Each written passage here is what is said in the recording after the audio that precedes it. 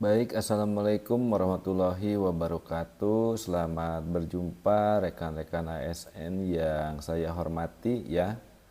Kita ketahui bersama bahwa SKP itu dibuat untuk mengukur kerja pegawai ASN tentunya. Nah, sebetulnya rekan-rekan ASN pada saat ini rekan-rekan bisa membuat sebuah SKP dengan menggunakan aplikasi secara online yang diluncurkan oleh Badan Kepegawaian Nasional Republik Indonesia atau BKN ya. Dan alamat yang tentunya sudah diluncurkan pada tahun yang lalu ya, pada tahun 2022 terkait dengan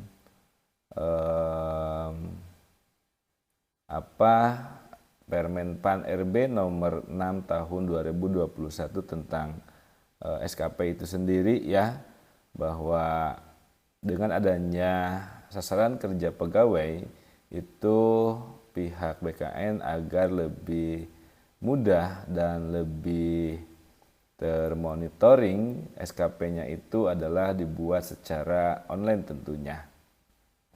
Baik rekan-rekan ya, kita mulai mengenal dengan yang namanya kinerja atau elektronik kinerja pegawai ya. Nah, rekan-rekan bisa langsung ke alamat kinerja.bkn.go.id ya. Dan nanti akan muncul tampilan seperti ini, dan tentunya untuk masuk kinerja sendiri itu adalah menggunakan username yang dulu kita buat di MySAPK ya. Nah, di sini silakan login dengan user MySAPK. Nah, kemudian kita klik tombol login ya. Nah, di sini rekan-rekan juga bisa langsung memasukkan username yang berupa NIP dan password yang sudah dibuat di aplikasi MySAPK. Jadi rekan-rekan untuk username dan password yang telah dibuat di MySAPK itu jangan sampai lupa ya, karena kalau lupa agak ribet gitu. Nah, rekan-rekan kalau sudah memasukkan username dan password, rekan-rekan bisa di sini sign in ya. Nah, ini tampilannya untuk saat ini rekan-rekan ini agak kurang baik ya, karena di sini ada error ya, error message itu ya. Dan tentunya di sini juga ada informasi dari BKN itu sendiri tentang aplikasi ini gitu ya, dimana di sini ada permohonan maaf terjadi kesalahan pada aplikasi dikarenakan permasalahan sistem. Jadi sistem yang ada di BKN mungkin masih dalam tahap perbaikan juga atau dalam tahap pengembangan juga. Tetapi tidak ada salahnya kita mengenal yang namanya kinerja ini gitu ya. Nah, kalau kita lihat ya di menu kinerja ini ya, di sebelah kiri ini ada beberapa menu yang dimulai dari buku panduan, kemudian ada profil, ada SKP, ada tim kerja, dan ada dashboard. Kemudian di sebelah kanan ada nama kita, kemudian di sebelah bawahnya itu ada petunjuk gitu ya, ada petunjuk terkait dengan pembuatan sebuah SKP secara online ini gitu ya. Nah, rekan-rekan tentunya rekan-rekan juga bertanya-tanya ya, apa atau untuk apa itu kinerja sendiri gitu ya.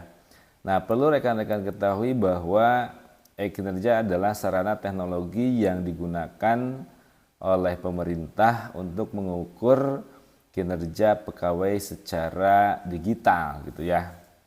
Nah, di mana pemerintahan daerah juga harus mampu beradaptasi menggunakan segala perubahan yang ada untuk pengembangan atau perkembangan sistem pemerintahan yang ada ya. Nah, jadi untuk saat ini juga pemerintahan sedang membenahi data atau pelaporan pegawai ASN secara digital gitu ya. Maka dari itu BKN di sini membuat sebuah produk yang namanya itu adalah e-kinerja.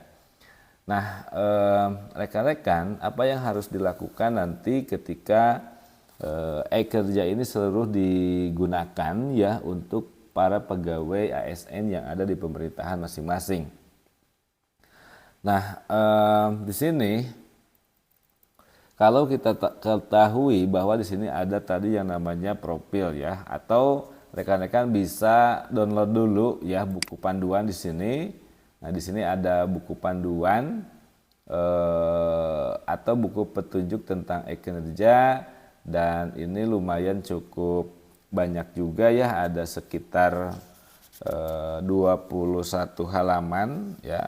21 ada 29, maaf ya, ada 29 halaman untuk buku petunjuk kinerja ya, silakan di-download ya. Nah, kemudian di sini ada profil, dan tentunya karena di sini juga masih dalam perbaikan sistem, maka di sini untuk profil tidak bisa ditampilkan. Dan yang menu ketiga itu ada yang disebut dengan SKP. Nah, di sini inti dari e-kinerja sendiri itu adalah pembuatan SKP gitu ya, atau pembuatan sasaran kerja pegawai, yang mana SKP-nya nanti ditilai oleh tim kerja gitu ya. Makanya di sini ada menu tim kerja. Nah, kita coba di sini kita klik SKP ya. Dan ini juga masih seperti ini ya, ada the bugs, yaitu terkait dengan sistem yang mungkin sedang ada perawatan untuk saat ini gitu ya.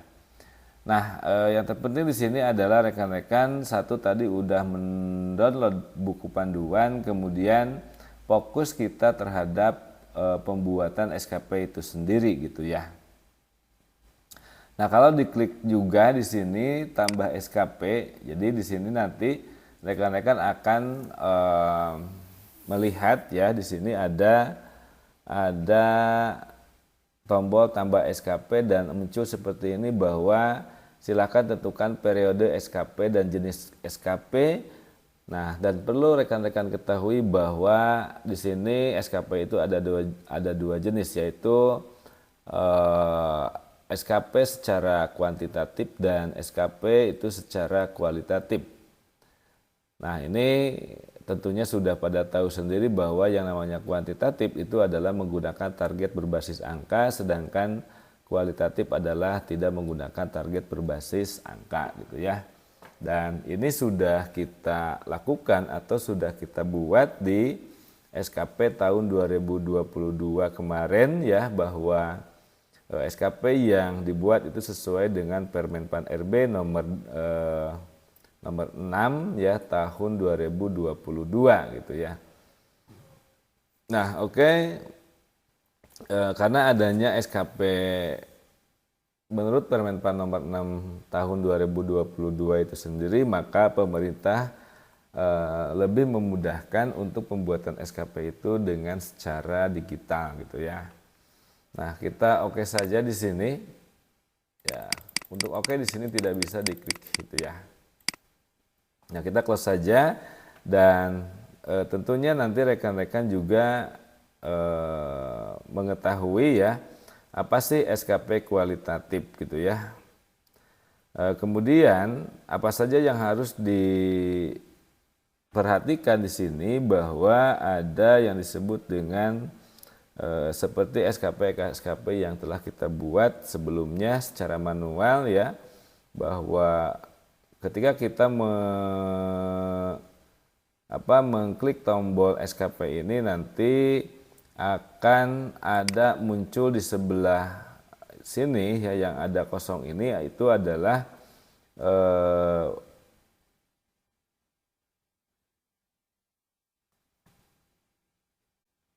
kita menentukan jenis gitu ya. Di sini ada tanggal, periode, seperti biasa periodenya dari bulan Januari, periode awal, kemudian ada periode akhir, kemudian di sini juga ada jenis SKP-nya, yaitu SKP kuantitatif dan kualitatif. Ini bisa rekan-rekan pilih di POM pertama ketika kita nanti bisa menambahkan SKP gitu ya. Nah, kemudian di sana juga nanti rekan-rekan akan mengisi SKP itu sendiri gitu ya. Yang mana tidak jauh berbeda dengan yang ada pada SKP manual, bahwa sasaran kerja pegawai itu terbagi menjadi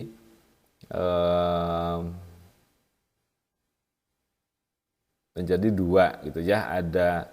Ada sasaran kinerja secara utama, atau yang kedua itu adalah sasaran kinerja tambahan gitu ya, tugas tambahan.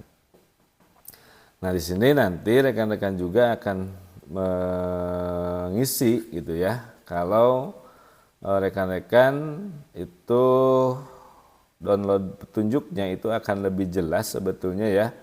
Nanti silakan saja buku petunjuknya di-download, karena ada mungkin 29 halaman, agak banyak juga gitu ya. Dan di sana ada beberapa contoh yang kita dapat lakukan terkait dengan pembuatan SKP secara kualitatif ataupun kuantitatif. Dan kinerja ini tidak hanya untuk jabatan fungsional tertentu, tapi untuk jabatan fungsional umum pun ini berlaku gitu ya. Nah, itu sedikit gambaran tentang aplikasi kinerja ya, yang nantinya yang nantinya dijadikan sebagai dasar untuk data ya, data selama kita ASN itu bekerja selama satu periode, yaitu dalam 1 tahun itu sendiri gitu ya. Dan nanti juga kalau sudah kita buat, ada tim kerja yang mungkin di sini nanti akan menilai kinerja yang telah diinputkan gitu ya. Nah, kemudian rekan-rekan juga nanti akan melihat ada beberapa gambaran terkait dengan matriks dan SKP bawahan. Kemudian ada juga di sini rekan-rekan akan melihat hasil dari penilaian SKP itu sendiri gitu ya. Nah, oleh karena itu rekan-rekan silakan download saja buku panduannya agar lebih jelas gitu ya. Dan di sini saya hanya menginformasikan bahwa ada yang bertanya juga, apakah kinerja itu akan mengganti SKP manual. Dan tentunya untuk saat ini ya rekan-rekan, bahwa kinerja ini adalah seperti yang telah saya sebutkan tadi, bahwa kinerja ini adalah sarana teknologi yang dapat digunakan pemerintah untuk mengukur kinerja pegawai secara digital. Berarti ada secara manual ataupun di sini ada secara digital gitu ya. Nah, oke, rekan-rekan, itu yang mungkin bisa saya sampaikan terkait dengan yang namanya kinerja sebagai aplikasi digital ya, untuk pemerintah dalam menilai seseorang ASN dalam hal kinerjanya.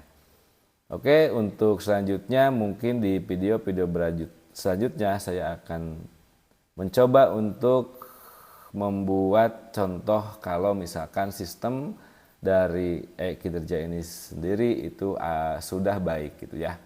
Terima kasih ya atas perhatiannya. Tetap semangat. Wassalamualaikum warahmatullahi wabarakatuh.